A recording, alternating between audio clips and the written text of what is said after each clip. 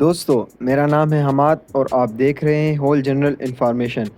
دوستو آج میں آپ کو چند ایسی چیزوں کے بارے میں بتانے جا رہا ہوں جس کا انوینشن کا آئیڈیا ایک معمولی سی چیز سے لیا گیا ہے۔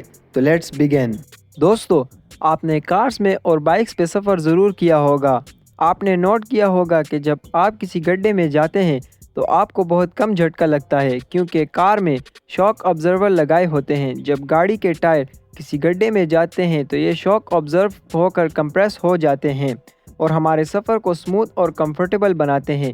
لیکن آپ جانتے ہیں کہ اس کا آئیڈیا ایک چھوٹے سے پرندے سے لیا گیا ہے۔ یہ جو برڈ آپ دیکھ رہے ہیں اس کا نام ہے ووڈ پیکر۔ اس کی چونچ اتنی سخت ہوتی ہے کہ پیڑ کی سخت ساخ میں یہ چھید کر دیتی ہے۔ انٹرسٹنگ بات تو یہ ہے کہ اس کی پوری چونچ فل فورس سے چھید کرتی ہے جبکہ اس کی باقی کی باڈی پوری کی پوری ریلیکس رہتی ہے۔ اتنے جھٹکوں کے باوجود بھی اس کی باڈی بالکل سٹیبل رہتی ہے۔ سائنٹسٹ نے جب اس برڈ پہ ریسرچ کیا تو معلوم ہوا کہ ایسا اس کی ہڈیوں کی لچک کی وجہ سے ہوتا ہے۔ اس پرندے کو دیکھ کر شاک آبزرو انوینٹ کیے گئے تھے تاکہ جب کار کو جھٹکا لگے تو وہ اسپرنگ اس جھٹکے کو آبزرو کر لے اور فورس اوپر تک نہ پہنچے۔ دوستو آپ سب نے کبھی نہ کبھی نائٹ میں ہائی وے پہ سفر کیا ہوگا۔ آپ نے روڈ پر اس طرح کے ریفلیکٹرز لگے دیکھے ہوں گے۔ ان ریفلیکٹرز کی اپنی لائٹ تو نہیں ہوتی لیکن جب گاڑی کی لائٹ ان پہ پڑتی ہے تو یہ ریفلیکٹ کر کے چمکنا شروع کر دیتی ہیں۔ ان کی وجہ سے روڈ کا پتہ چلتا ہے۔ اس وجہ سے ڈرائیونگ کرنا کافی آسان ہو جاتا ہے اور ہزاروں ایکسیڈنٹ سے گاڑیاں بچ جاتی ہیں۔ آپ کو جان کر حیرانی ہوگی کہ روڈ ریفلیکٹرز کس چیز سے انسپائرڈ ہو کے انوینٹ کیے گئے۔ ان ریفلیکٹرز کا انوینٹر کا نام پرسی شاو تھا۔ پرسی ایک بزنس مین تھا اور ایئر 1993 میں یہ رات کو سفر کر رہے تھے دھند میں کہ اچانک پرسی کو کوئی چیز چمکتی نظر آئی۔ پرسی نے گاڑی روکی اور جب قریب ہو کر دیکھا تو وہ ایک بلی تھی اور اس کی آنکھیں چمک رہی تھی۔ پرسی کے مائنڈ میں آیا کہ کیوں نہ کوئی ایسی چیز بنائی جائے جو کہ بلی کی آنکھوں کی طرح ریفلیکٹ کرے تاکہ ڈرائیورز کو نائٹ میں کار چلانے میں آسانی ہو۔ پرسی نے اپنی ایک کمپنی بنائی اور روڈ ریفلیکٹرز بنانا شروع کر دیے۔ یہ ریفلیکٹرز دنیا بھر میں یوز کیے جاتے ہیں۔ یہ سچ میں کافی یوزفل تھا۔ دوستو اگر ویڈیو کی بات کی جائے تو آپ نے لائف میں اپنی بہت سی ویڈیوز بنائی ہوں گی میموری کے طور پر۔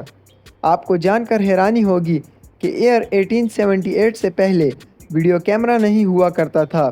اس وقت میں جو کیمراز بنائے گئے وہ صرف فوٹوز لیتے تھے، ویڈیو کا کانسیپٹ نہیں ہوتا تھا۔ پھر ویڈیو کی انوینشن کیسے ہوئی یہ ایک بہت انٹرسٹنگ سٹوری ہے۔ یہ جو شخص آپ دیکھ رہے ہیں اس کا نام لیلینڈ اسٹینفورڈ ہے۔ یہ امریکہ کی یونیورسٹی اسٹینفورڈ کا فاؤنڈر تھا۔ ایک مرتبہ لیلینڈ اسٹینفورڈ کی اپنی فرینڈ سے کسی بات پہ بحث ہو گئی۔ بحث اس بات پہ ہوئی کہ اسٹینفورڈ کا ماننا تھا کہ جب گھوڑا دوڑتا ہے تو اس کے چاروں پاؤں ہوا میں ہو جاتے ہیں جبکہ ان کے دوست کا کہنا تھا کہ ایسا ممکن نہیں، گھوڑے کا ایک نہ ایک پاؤں زمین پہ ضرور رہتا ہے۔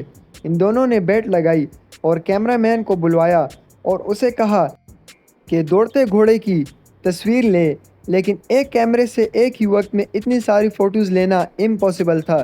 اس لیے کیمرہ مین نے 12 کیمرے ایک رو میں جوڑ دیے تاکہ گھوڑے کی موومنٹ کو اچھی طرح سے کیچ کیا جائے۔ جب ان 12 کیمرے کی فوٹوز کو ملا کر دیکھا گیا تو ایسا لگ رہا تھا کہ گھوڑا موومنٹ کر رہا ہے۔ یہ فوٹوز دیکھ کر ان دونوں فرینڈز کو اندازہ ہو گیا کہ کیمرے سے ویڈیو بنانا بھی پاسبل ہے۔ ان دونوں فرینڈز نے کیمرے سے فوٹوز لینے کی ٹیکنیک پہ کام کیا اور ویڈیوز کی انوینشن کرنے میں کامیاب ہو گئے۔ یہ سٹوری کافی انٹرسٹنگ تھی۔ دوستو آپ سب نے بلٹ ٹرینز کا نام سنا ہوگا۔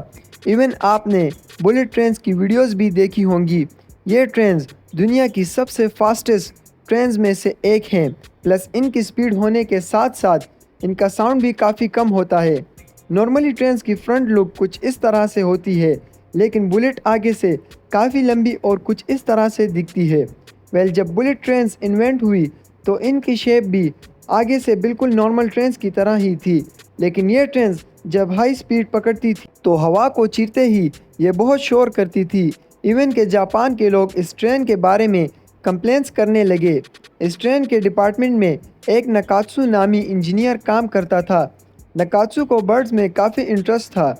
ایک دن نکاتسو کنگ فشر کے بارے میں اسٹڈی کر رہا تھا کہ انہوں نے غور کیا کہ جب کنگ فشر اپنے شکار کے لیے جاتا ہے تو اس کی سپیڈ کافی زیادہ ہوتی ہے، پلس اس کا شور بھی اتنا کم ہوتا ہے کہ فش کو اندازہ بھی نہیں ہوتا۔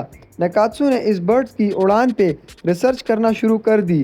نکاتسو کو معلوم ہوا کہ ایسے اس برڈ کی لمبی چونچ کی وجہ سے ہوتا ہے۔ کنگ فشر کی چونچ کافی لمبی ہوتی ہے، اس وجہ سے یہ ہوا کو کراس کرتے وقت شور نہیں کرتی۔ نکاتسو کے مائنڈ میں فوراً آیا کہ کیوں نہ اپنی ٹرین کی شیپ کو آگے سے لمبا کر دیا جائے، اور جب نکاتسو نے ایسا کیا تو نہ صرف شور میں کمی آئی بلکہ ٹرین کی سپیڈ بھی پہلے سے کافی بڑھ گئی۔ یہ سچ میں امیزنگ تھا۔ دوستو، آپ نے اپنی لائف میں کبھی نہ کبھی ڈیلی بیسس پہ چپس کھائے ہوں گے۔ دوستو، ڈوریٹوس اپنے ٹیسٹ کی وجہ سے پوری دنیا میں مشہور ہیں۔ ان چپس کی نہ صرف شیپ ٹرائنگل ہے بلکہ ان کا کلر اور ڈیزائن دونوں مصر کے پیرامڈ سے ملتا ہے۔ لوگوں کے مائنڈ میں اکثر یہ بات آتی ہے کہ یہ چپس پیرامڈ سے انسپائر ہو کے بنائے گئے، جبکہ حقیقت کچھ اور ہی ہے۔ پیپسیکو کمپنی نے ڈوریٹوس بنائے تھے اور ان کے مائنڈ میں پیرامڈز دور دور تک نہیں تھے، بلکہ یہ تو ایک نئے فلیور اور ڈیزائن کے چپس بنانا چاہتے تھے۔